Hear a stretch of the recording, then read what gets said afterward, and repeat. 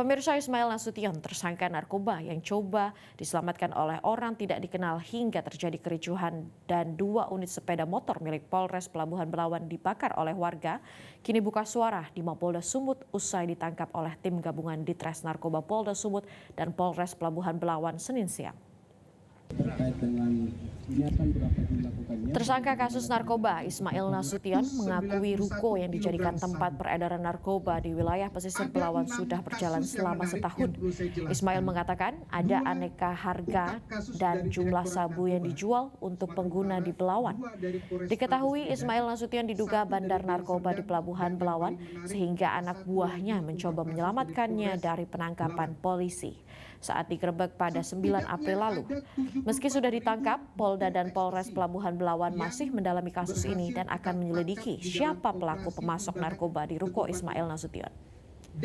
Selain itu, Polda Sumut berhasil mengungkapkan 191 kg sabu dan 74 butir pil ekstasi untuk diedarkan ke tempat-tempat hiburan malam di kota-kota besar di Sumatera Utara. Kita mendapatkan jaringan antar provinsi, kota, dan kabupaten.